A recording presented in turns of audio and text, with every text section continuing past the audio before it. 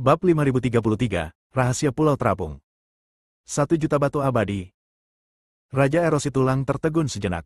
Setelah beberapa lama, dia mengangguk berulang kali dan berkata, Oke. Aku akan menghubungi orang itu sekarang juga dan menghancurkan benua Changsuan. Kepala Istana Huo, silakan beristirahat dulu di sini.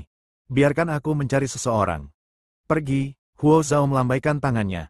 Setelah Raja Erosi Tulang pergi, Guru Huo menatap Huo Zhao dan bertanya, Ayah, di mana kita bisa mendapatkan 1 juta batu abadi? Jika istana ke-8 memiliki 1 juta batu abadi, tidak perlu datang ke surga pertama untuk menjarah di mana-mana. Itu hanya janji besar, kalau tidak, mengapa mereka mau bekerja keras untukmu? Huo Zhao tersenyum dingin. Guru Huo mengangguk seolah mengerti sesuatu. Benua Changsuan. Di Pulau Terapung, air terjun jatuh seperti bima sakti, dan ada burung berkicau dan bunga bermekaran, persis seperti surga di bumi. Sangat cantik. Mo Qingyun menatap Pulau Terapung di depannya dan tak kuasa menahan diri untuk berbaring di rumput. Yang paling aku rindukan dalam beberapa tahun ini adalah Pulau Terapung ini. Kau hanya memikirkan Pulau Terapung ini dan bukan aku.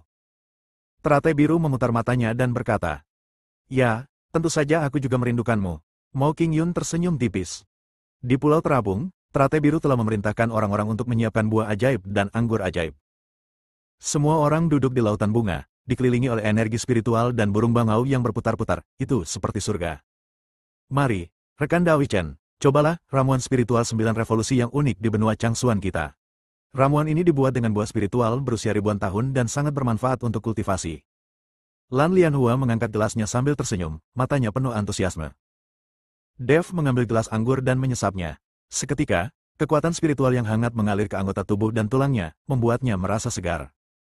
Anggur yang enak. Dev berseru kagum. Humazi sudah meneguk habis anggur itu, wajahnya penuh dengan ekspresi mabuk. Haha, ini jauh lebih baik daripada anggur duniawi. Mo Qingyun bersandar pada pohon spiritual, menatap air terjun di kejauhan dengan nostalgia di matanya. Ketika saya masih kecil, saya sering datang ke sini untuk berlatih. Saya selalu merasa bahwa tempat ini memiliki misteri yang tak terlukiskan. Hati Dev sedikit tersentuh ketika mendengar ini. Dia melihat sekelilingnya dan entah mengapa, dia selalu merasa bahwa Pulau Terapung ini agak aneh. Meskipun energi spiritual di pulau itu kaya, energi itu tampaknya tidak terbentuk secara alami, tetapi sengaja dikumpulkan oleh suatu kekuatan. Yang lebih aneh lagi adalah ketika indera spiritualnya sedang menyelidiki, dia benar-benar merasakan suatu fluktuasi samar pembatasan, seolah-olah ada sesuatu yang disembunyikan. Mungkinkah ada rahasia di pulau ini? Dev berpikir dalam hati. Tepat saat dia sedang berpikir, suara berat dari Raja Iblis Awan Merah tiba-tiba terdengar dari lautan kesadarannya. Wah, tempat ini salah. Dev mengerutkan kening dan menjawab dengan indera spiritualnya, apa yang kamu temukan? Pulau ini tidak terbentuk secara alami. Suara Raja Iblis Awan Merah terdengar serius. Itu seharusnya merupakan peninggalan kuno yang diangkat secara paksa ke udara oleh suatu formasi dan disamarkan sebagai pulau terapung biasa. Reruntuhan? Dev terkejut. Ya, dan batasan relik ini sangat kuat. Aku khawatir bahkan seorang Lus Immortal Puncak pun akan kesulitan untuk menghancurkannya dengan paksa. Raja Iblis Awan Merah merenung dan berkata, jika ada kesempatan, kita bisa menyelidikinya. Kita mungkin bisa menemukan beberapa hal bagus. Mata Dev berkedip, dan dia hendak bertanya lagi, ketika tiba-tiba. Boom! Raungan yang memekakkan telinga terdengar dari langit yang jauh, dan kemudian seluruh benua Changsuan mulai bergetar hebat. Apa yang sedang terjadi? Lan Lianhua tiba-tiba berdiri dan wajahnya tiba-tiba berubah. Seorang kultivator dari benua Changsuan terbang dengan tergesa-gesa, wajahnya penuh ketakutan, laporkan. Raja Erosi Tulang memimpin banyak kultivator iblis dan menyerang formasi perbatasan kita. Apa? Semua orang terkejut. Kami tidak pernah menaruh dendam terhadap Bone Erosion City. Mengapa mereka tiba-tiba menyerang kami? Lagi pula, kekuatan kota tulang erosi tidak sebanding dengan benua Changsuan milikku. Kata Teratai Biru dengan sangat bingung. Bab 5034, Serangan Tentara Pengikis Tulang. Wajah Mo Qingyun tampak muram, itu pasti Huo Zhao. Sepertinya Master Istana ke-8 benar-benar tidak mau menyerah. Mata Dev berkilat dingin, sepertinya dia ingin membunuh seseorang dengan pisau pinjaman. Lan Lianhua menggertakkan giginya dan berkata, ayo pergi. Kita akan segera pergi untuk mendukung mereka. Semua orang berdiri dan bersiap meninggalkan Pulau Terapung itu. Dev menoleh ke arah Pulau Terapung misterius itu, merasa agak enggan, tetapi situasi saat ini sedang kritis, jadi dia hanya bisa menghentikan penjelajahan untuk sementara. Setelah aku berurusan dengan iblis, aku akan kembali dan mencari tahu apa yang terjadi. Pikirnya dalam hati. Akan tetapi, saat mereka hendak pergi, cahaya kemasan redup berkelap-kelip pelan di kedalaman pulau terapung itu, seolah-olah sedang menanggapi sesuatu. Dev dan rekan-rekannya tiba di perbatasan benua Changsuan, tempat puluhan ribu kultivator dari benua Changsuan telah berkumpul. Raja Dongmeng, Raja Cheli, dan Asnu, semuanya memimpin warga negaranya masing-masing untuk melawan serangan Raja Erosi Tulang. Ketika Dev dan anak buahnya tiba, mereka melihat kegelapan tak berujung membumbung tinggi di langit. Kehampaan itu dipenuhi awan gelap, dan seluruh langit dan bumi dipenuhi aura pembunuhan. Apakah Raja Erosi Tulang ini gila? Mengapa dia rela bertarung sampai mati dengan kita? Asnu memasang ekspresi bingung di wajahnya, menggenggam kapak perang erat-erat di kedua tangan, menunggu pertempuran dimulai. Banyak kultivator dari benua Changsuan juga membuka mata lebar-lebar, menahan napas, dan memegang senjata di tangan mereka. Meskipun ada puluhan ribu pendeta di medan perang, tidak ada suara sama sekali. Suasananya sungguh menyedihkan. Dev melayang di udara, menatap kegelapan di depannya.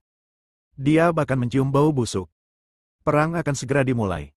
Benua Changsuan telah mengalami serangan dari kota Feihu, serangan dari 8 istana, dan sekarang ada serangan dari kota Sigu. Setiap kali, itu merupakan pukulan berat bagi benua Changsuan.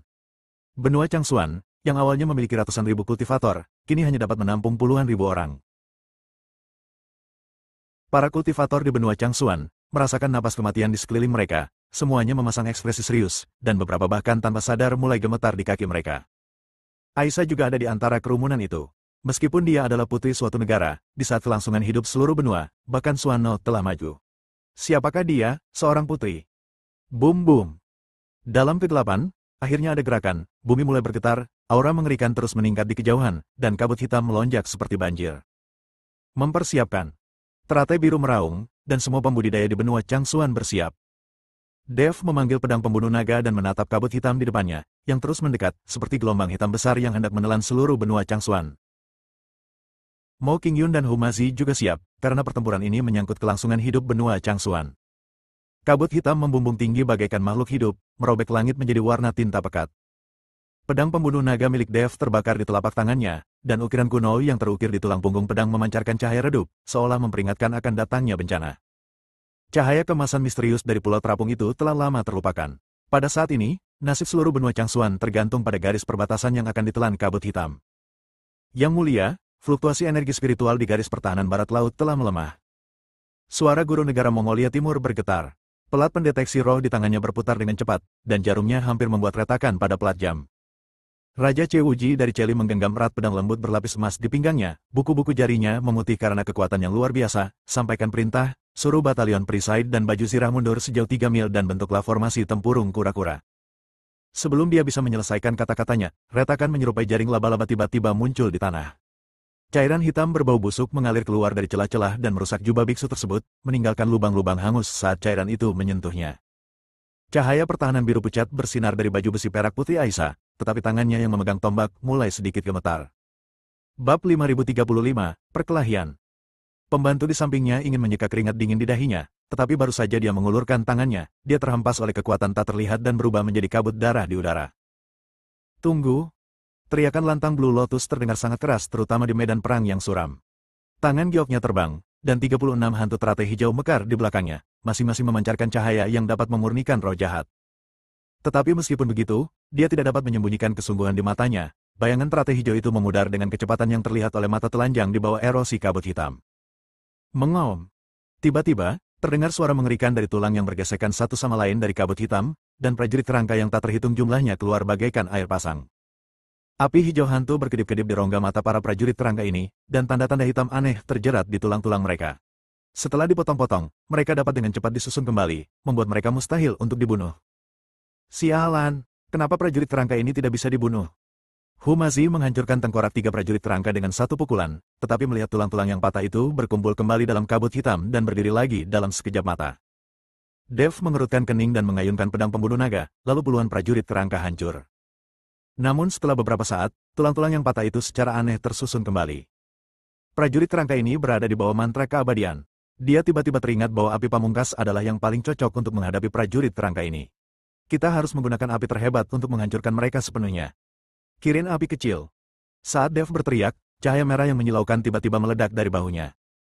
Seekor kilin kecil dengan tubuh merah dan sisik menyala seperti api melompat keluar dari cincin penyimpanan dan mengeluarkan raungan yang memekakkan telinga ke langit. Mengaum. Si unicorn api kecil tumbuh melawan angin dan dalam sekejap mata berubah menjadi binatang api setinggi 10 kaki. Kemanapun keempat kukunya melangkah, tanah pun terbakar oleh api. Saat para prajurit rangka itu bersentuhan dengan api, mereka langsung menjerit melengking. Tanda hitam pada tulang mereka terbakar dengan suara mendesis dan akhirnya berubah menjadi abu. Kerja bagus. Melihat ini, Mo Qingyun segera memerintahkan para biksu untuk membentuk formasi pertempuran dan memimpin prajurit rangka ke dalam jangkauan api kirin api. Akan tetapi, saat situasi pertempuran mulai sedikit membaik, gelombang yang menggetarkan jantung tiba-tiba datang dari kedalaman kabut hitam. 12 boneka tulang setinggi 100 kaki perlahan muncul dari kabut. Masing-masing terbuat dari kerangka ribuan pendeta, dan api hijau hantu berkedip-kedip di rongga mata mereka yang kosong. Tanah di bawah kaki boneka tulang itu membusuk inci demi inci, dan jamur berwarna merah darah tumbuh lebat dimanapun ia lewat. Lendir yang menetes dari tutup payung mengikis tanah menjadi lubang tanpa dasar. Prajurit jahat Raja Pengikis Tulang. Teriakan ketakutan terdengar di antara kerumunan. Asnu meraung, dan embusan angin kemasan dari kapak perang mengenai lengan boneka tulang, namun hanya meninggalkan bekas putih pada tulang. Lebih banyak boneka tulang mengangkat pisau tulang di tangan mereka. Racun sihir berwarna ungu tua mengembun pada bilah pisau. Sebelum bilah pisau itu tiba, kulit para pendeta di barisan depan sudah mulai bernanah. Garis pertahanan benua Changsuan tiba-tiba menjadi kacau. Para kultivator bertarung sendiri-sendiri, dan formasi yang awalnya rapi pun hancur berkeping-keping. Pedang di tangan Mo Qingyun membentuk lapisan es, membekukan tubuh bagian bawah ketiga boneka tulang. Namun dalam sekejap mata, boneka tulang itu menghancurkan lapisan es, dan taji tulang tumbuh lagi di kaki mereka yang patah. Kita tidak bisa terus seperti ini. Dev melihat garis pertahanan yang sedang dipadatkan dan merasakan hawa dingin di hatinya. Dia tiba-tiba menyadari bahwa meskipun gerakan boneka tulang itu lambat, mereka selalu bergerak dalam pola tertentu. Setelah mengamati dengan saksama sejenak, pupil matanya tiba-tiba mengecil. Boneka tulang ini sebenarnya membentuk semacam formasi sihir kuno. Di tengah formasi itu, kabut hitam mengembun menjadi wajah manusia besar. Itu adalah wajah Raja Erosi Tulang yang ditutupi bintil-bintil busuk. Semut Changsuan, hari ini adalah ajalmu. Formasi surga pemakan tulang iblis, aktifkan. Dalam sekejap, ke-12 boneka tulang itu meraung pada saat yang sama, dan pisau-pisau tulang saling terkait di udara membentuk jaring pisau yang menutupi langit dan matahari. Semua jamur darah di tanah meledak, melepaskan kabut beracun yang menyesakkan. Bab 5036, hormatilah itu. Para kultivator benua Changsuan berjuang mati-matian di tengah kabut beracun, senjata sihir pertahanan mereka meledak satu demi satu, dan teriakan pun terdengar satu demi satu. Pedang lembut Raja Cheyol terputus oleh pisau tulang, meninggalkan luka dalam di dadanya yang terlihat hingga ke tulang.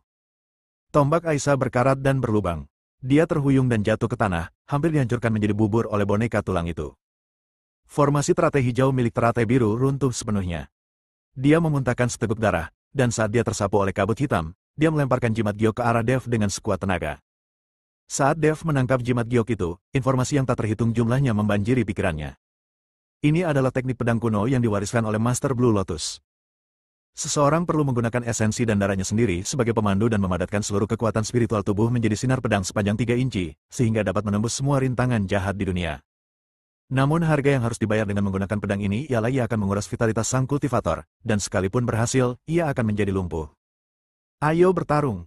Dev menggigit lidahnya dan menyemprotkan darah ke pedang pembunuh naga. Badan pedang itu mengeluarkan suara nyaring bagaikan auman naga, dan pedang yang awalnya sepanjang 3 kaki itu mulai terus memanjang hingga berubah menjadi bilah cahaya sepanjang 1000 kaki. Kemanapun energi pedang itu lewat, retakan hitam tercipta di angkasa.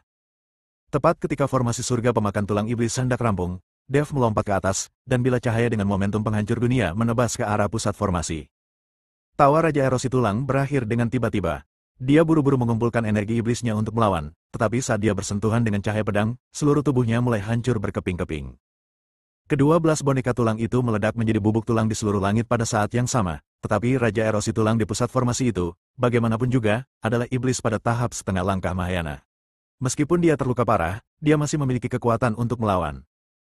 Lengannya yang tersisa tiba-tiba membengkak dan berubah menjadi cakar hitam raksasa, yang langsung menuju jantung Dev. Di saat kritis itu, pedang pembunuh naga milik Dev tiba-tiba mengeluarkan cahaya warna-warni. Dev meraung dengan agung, berani sekali kau, setan kecil, bersikap begitu lancang. Bayangan naga emas terbang keluar dari pedang dan bertabrakan dengan cakar raksasa hitam. Fluktuasi energi yang dahsyat meratakan area seluas ratusan mil ke tanah, dan sebuah lubang pembuangan besar muncul di tanah. Saat asap dan debu menghilang, Raja Erosi Tulang telah menghilang, hanya meninggalkan tanda hitam yang diukir dengan rune aneh. Kemenangan. Para biksu yang selamat bersorak, tetapi sorak-sorai itu segera terganggu oleh krisis baru. Tentara sesungguhnya dari kota Erosi Tulang akhirnya muncul. Para prajurit iblis yang berdesakan rapat itu bagaikan gelombang hitam, membanjiri seluruh langit. Yang lebih mengerikan lagi adalah para prajurit kerangka yang dibakar menjadi abu oleh kirin api benar-benar mengembun kembali dalam kabut hitam, dan jumlah mereka beberapa kali lebih banyak dari sebelumnya. Bagaimana bisa? Wajah Mo Qingyun pucat, dan dia hanya memiliki sedikit kekuatan spiritual tersisa.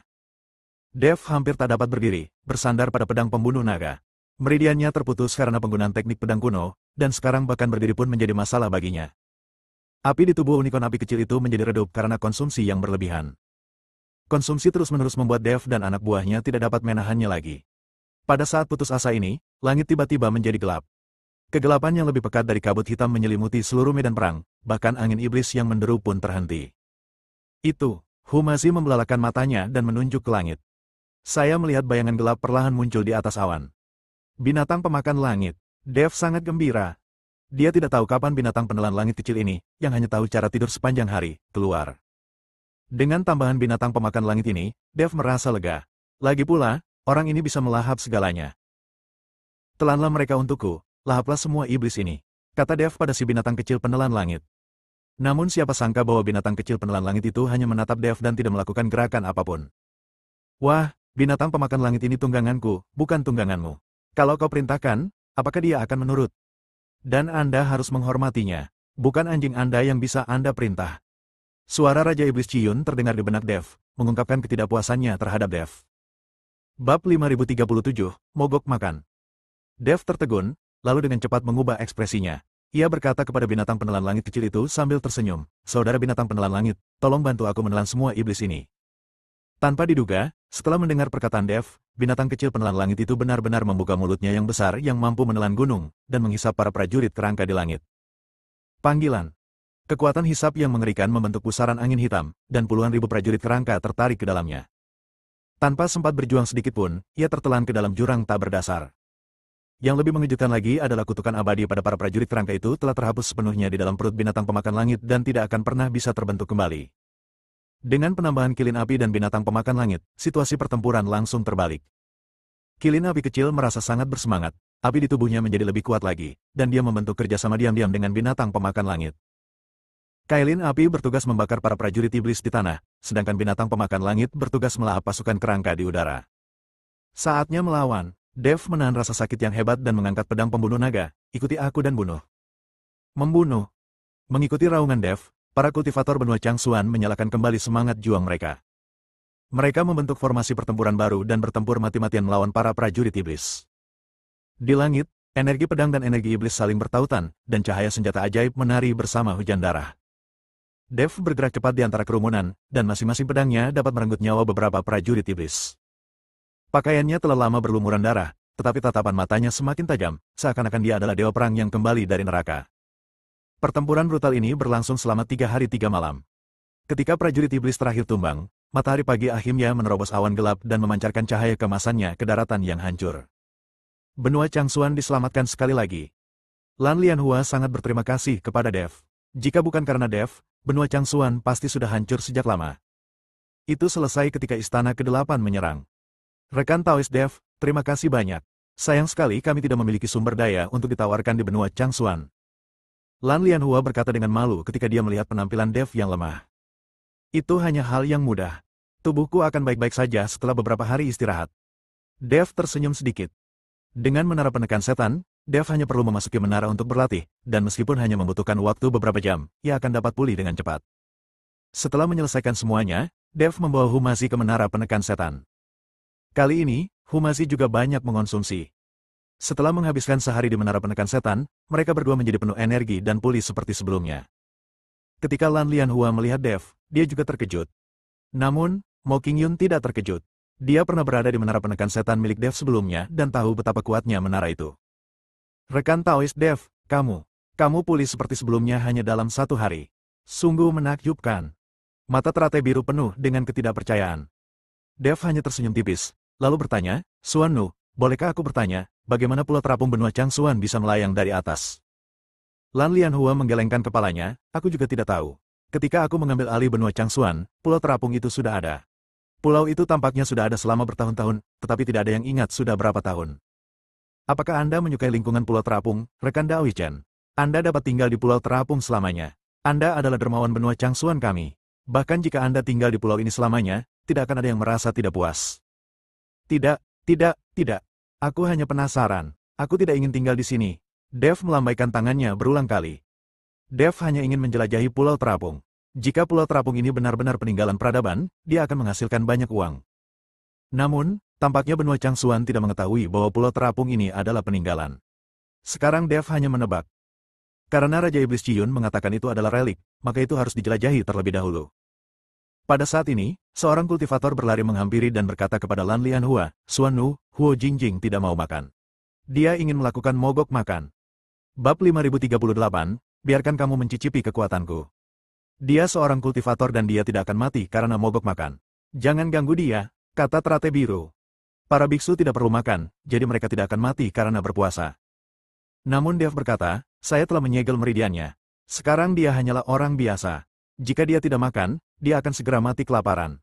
Aku akan pergi melihat apa yang dia inginkan. Dev memutuskan untuk pergi dan melihat apa yang ingin dilakukan Huo Jingjing. Dev, bagaimana kalau aku memberinya susu kedelai? Kata Humasi sambil tersenyum. Dev menatap pria itu dengan dingin lalu berbalik.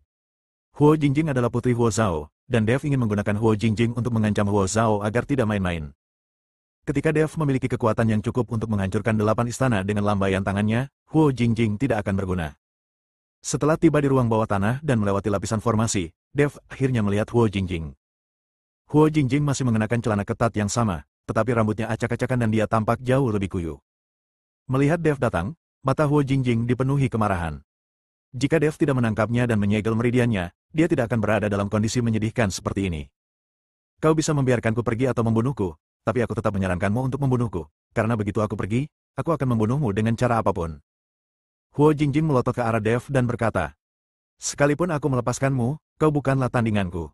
Ayahmu telah kukalahkan. Apa yang bisa kau gunakan untuk membunuhku? Dev tersenyum tipis. Huo Jingjing tetap diam karena dia tahu apa yang dikatakan Dev adalah kebenaran. Karena aku tidak bisa membunuhmu, aku akan mati kelaparan. Sebagai anggota klan dewa, aku bisa mati, tetapi aku tidak akan pernah tahan di penjara olehmu. Wajah Huo Jingjing penuh dengan tekad. Kalian para dewa suka menipu diri sendiri. Kalian hanyalah manusia, tetapi kalian pikir kalian mulia dan berpura-pura menjadi dewa. Tidakkah kau pikir ini konyol? Mata Dev penuh dengan penghinaan terhadap para dewa. Beraninya kau menghujat klan dewa kami. Kau pantas mati. Huo Jingjing sangat marah, bagaimana kau bisa membandingkan ras manusia rendahan dengan klan dewa kami? Kami 1000 kali, 10.000 kali lebih mulia daripada ras manusia. Para dewa 10.000 kali lebih mulia daripada manusia. Bagaimana bisa kau bersikap tidak tahu malu seperti itu? Jika seorang manusia memiliki anak dengan seorang wanita dari ras dewamu, apakah anak itu akan menjadi mulia? Dev berkata sambil meludah. HMPH, bagaimana mungkin seorang wanita dari klan dewa kita bisa punya anak dengan pria rendahan dari klan manusia? Bermimpilah. Huo Jingjing mendengus dingin. Baiklah, kalau begitu hari ini aku akan membiarkanmu merasakan kekuatan seorang pria hina. Setelah Dev mengatakan ini, dia menerkamnya. Apa yang akan kau lakukan?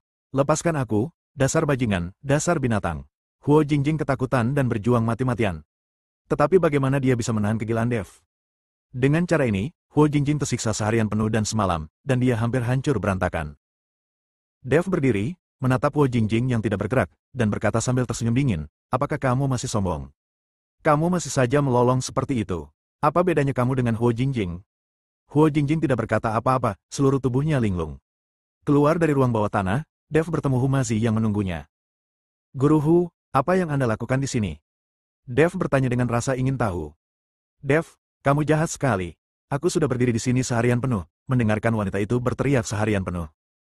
Dasar bocah, kau bahkan tidak meneleponku untuk melakukan kebaikan seperti itu. Aku marah. Humasi berpura-pura marah dan berkata, Tuan Hu, Anda sudah punya 2 wanita.